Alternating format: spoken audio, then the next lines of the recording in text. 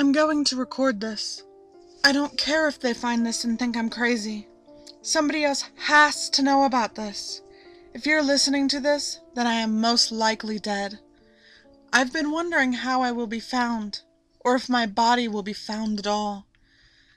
As I record this, I'm sitting in my car, parked deep in the woods. I drove until I was out of gas. Then I waited with my headlights on until they drained the battery dry. Now, beyond the faint light of my laptop screen, it's pitch black. I won't waste too much time with boring details, both for your sake and because my laptop is down to 40% battery. It started around 3 months ago, when my housemates all moved out for the summer. I needed a place to stay, and the landlord needed someone to fix up the house. We cut a deal where I got to stay in the house rent-free for the summer, with some decent pay if I got the house back into presentable state. The job only involved some minor repairs and painting. But the thing that bothered me was how lonely it was. Almost everyone had left the town for the summer, and those few who stayed were either taking summer classes or working jobs. So I spent most of the time alone. The landlord would come once a week or so to check the progress, but that was about it. It's amazing how quiet things get when you're alone. Looking back on it now, I wish it had stayed quiet. At first, I didn't think anything of the noises. I believe they were just my mind playing tricks on me. At first, it was the simple things. A bump here, a bang there. I just chalked it up to a bored brain trying to amuse itself. Then I started hearing other noises that I believed weren't real. I would often hear my cell phone's ring or text alert from my room, only to find that I hadn't received a call or text when I checked it. During the night, I would hear my computer's startup noise. When I went to turn the computer off, it would not be on. There would be a knocking from the front of the house, as though someone were at the door. There never was. But I, as a skeptical college student, explained everything away. Then I started hearing voices. At first, it was the same deal with everything else. The voices I thought I heard would just say one word. You know how easy it is to forget about a short noise? By the time you realize you're hearing something, it's over. They would call my name, or just short words like you used to get someone's attention. Since I recognized the voices of people I knew, I once again blamed my lonely mind. But then I started hearing voices murmuring for seconds at a time. This roused my suspicion enough for me to search the house. However, no amount of searching would ever reveal the source. I remember when I realized just how fucked up my situation was. About 3 weeks ago, I had just finished painting the bathroom. I was walking past one of the bedrooms on my way to my room when I heard murmuring inside. I stopped outside the closed door to confirm what I was hearing. As I listened, a chill ran through me. I couldn't make out the words, but I got an uneasy feeling from hearing them. I glanced around the hallway, and it was at that time I first realized how dark the house had been. As I was the only one living there was often only one light on in the entire house. I leaned in close to the door to try and make out the words. When I pressed my ears against the door, it made a slight thunk noise as it settled in its frame. The murmur stopped. The chill that I felt turned into ice water running through my veins. It knew I was there. Whatever it was, knew I was listening. I begged myself to walk away, just to pretend nothing had happened. But something in me needed to open the door. I reached slowly for the knob, wincing slightly when it rattled as my hand closed around it. Turning the knob, I paused for a moment before opening the door. A deep chuckle came from inside the room. Whatever was in there was amused by my hesitation. I took a deep breath and opened the door slightly. The room was dark. The faintest glow of light came through the closed curtains.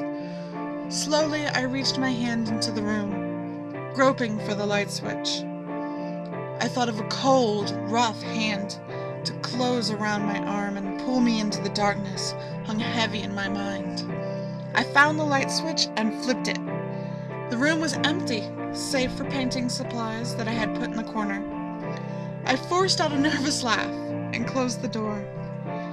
It was after that when I began to wonder which was more frightening prospect, someone else in the house with me, or me losing my mind. That night, as I was drifting off to sleep, I heard a noise from the hallway outside my door. At the time, I wrote it off as sort of a thing you hear when you're halfway between dreams and reality. However, I could have sworn I heard the same thunk noise the door made earlier that day. For several days it was like that. I would hear things that seemed like more than an overactive imagination could produce. As I thought about it, I felt more and more like I was losing my mind. Then one night, about a week ago, I was relaxing in my room when I heard someone going apeshit downstairs. From what I could hear, it sounded like they were kicking buckets of paint and punching the walls, yelling and generally breaking things.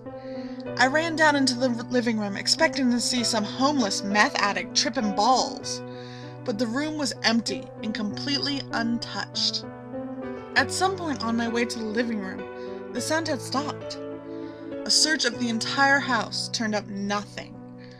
I was about to put the last nail in my sanity's coffin when a neighbor came to the door and told me to keep it down. He accepted an apology and went back home. The joy I felt when I realized I wasn't going insane was short-lived. I was sane, but something else was very wrong. It was after that I knew something was in the house with me. It could mimic sounds, and it wanted me to know it was there. I started feeling its eyes on me. I would watch from a door I left ajar or from a window. Sometimes it hid in the darkness under the furniture, or in the corner of the room where the light from my desk lamp doesn't reach. It would continue to make its noises, but never from the same room. It always tortured me from at least one room away. It was mocking me, letting me know it could hide from me forever. I spent most of my time staring at my computer screen, wondering what I should do. All I could come up with was there was nothing I could do. I had nowhere else to go. My choices were live in the house or on the street. I tried to continue my daily activities, but I didn't have it in me to do much work. I decided to wait for it to make the next move. One night, I was heading upstairs from the bathroom. As I was moving slowly through the dimly lit hall, I heard a familiar chime of the clock in the living room. "It's 11 o'clock p.m., said the electronic voice. The noise didn't startle me at first, as I was used to it. One of my housemates had bought the clock because he had a tendency to lose track of time. Then I froze dead in the hall. My blood ran cold. First, my housemate had taken the clock with him when he moved out for the summer. Second, the chime had came from behind me, not the living room. It was behind me. I knew it. I could feel it staring at me. I wanted to turn around, but fear gripped me tight. At any moment, I expected to feel its claws or teeth in my back. After what seemed like an hour, I slowly turned around. It reminded me of a gremlin, standing around 1/3 my height. Its skin was the color of concrete.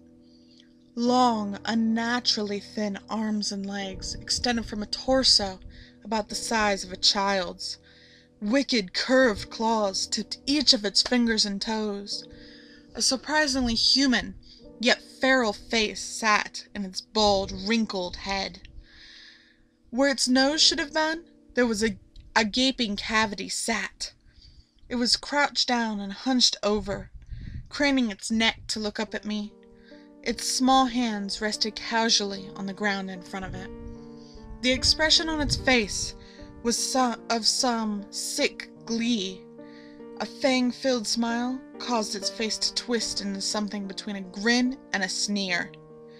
I could hear a faint rattling noise coming from its chest every time it took a breath. The air smelled damp and musty. Its black eyes stared at me, waiting. It was mocking me, drinking in my fear. I didn't want to give it the pleasure. I squared my shoulders with it and returned its stare. I wish I hadn't. Its expression turned into something much worse. However bad its grinning sneer was, it looked much worse angry. Its mouth twisted downwards into a hideous frown. Its eyes seemed to darken, if it were at all possible for a color to be darker than black. It made a terrible cacophony of noises, ranging from hiccups to a baby's cry. All the sounds blended together into a noise that made me clasp my hands over my ears and brought me to my knees. As its mouth continued to distort downwards, I couldn't watch anymore. I closed my eyes. As soon as the darkness filled my vision, the noise stopped. When I didn't feel or hear anything anymore, I opened my eyes. I was on my knees in the hallway, alone. A part of me wanted to tell myself I had just been asleep on my feet and I had a weird dream. But I knew I couldn't convince myself of that. If I remember right, it was 3 nights ago. I haven't slept since. For the last 3 nights, I have been lying in bed with my eyes closed, as though I were asleep. I know it was watching me. I could feel its eyes on me, see the grin on its face. The scent that followed it hung thick in the air. Whatever part of me wanted to get up and face it was drowned out by the memory of it in the hall that night. Getting up to face it would make it mad, and it was even worse when it was mad. I knew I could open my eyes when I saw the light of the sun through my lids. This afternoon, I realized I couldn't spend another night in the house. Grabbing my laptop and car keys, I headed out. As I was reaching for the door, I felt it watching me. I could almost feel its anger at me leaving, but I had no choice. When I closed the front door, I heard an inhuman screech come from within the house. Without a backward glance, I hurried to my car. Before I pulled out of the driveway, I glanced at the house. In the living room window, I saw its hideous, frowning face staring at me. It was indeed mad. Now, sitting here out of gas, with nearly a dead laptop as my only light source, I realize how much I hate the dark. It must love the dark. It always stays in dark corners, forever out of sight. Well, nearly forever. My theory is that it only shows itself when it starts to grow tired of the game it plays. Follow my advice and play its game. Keep it happy, and it might give you a quick death. I know it is intending to end our game soon. I also know I have angered it, and my death won't be quick. Yes, the end will come for me any second now. I just heard the familiar voice of that clock from my back seat.